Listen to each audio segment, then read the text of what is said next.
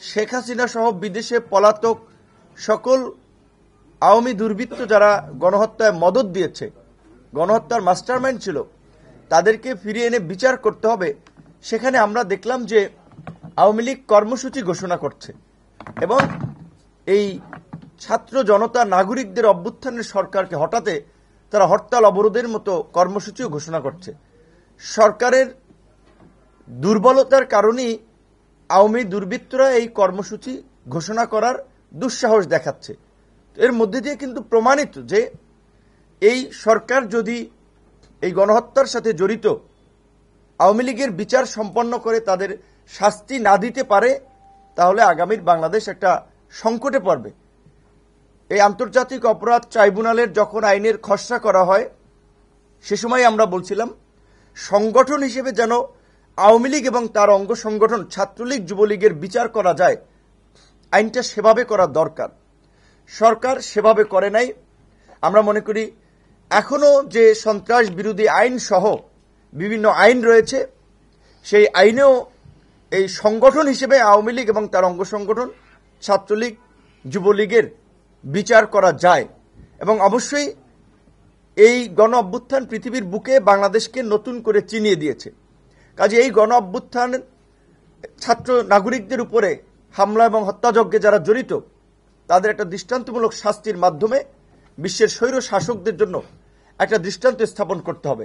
এবং এই গণহত্যার যদি বিচার না হয়, এই ছাত্র নাগরিকদের অভ্যুত্থানে নিরস্ত্র জনগণের উপরে হামলা চালিয়ে যে বর্বরচিত হত্যাযজ্ঞ হামলা চালানো হয়েছে, বিচার যদি না হয়, তাহলে এর কিন্তু পুনরাবৃত্তি ঘটতে পারে। এদেশের জনগণ বারবার রাজপথে নেমে রক্ত দিবে, লড়াই করবে, আমরা সেটা চাই না।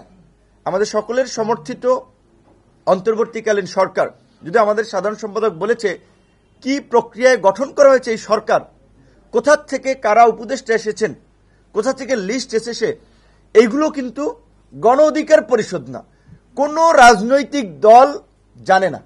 রাজনৈতিক দল না, আপনারা নিউ এজের সম্পাদক জনাব নুরুল কবির সাহেবের সাথে প্রধান উপদেষ্টার ইন্টারভিউ শুনেছেন।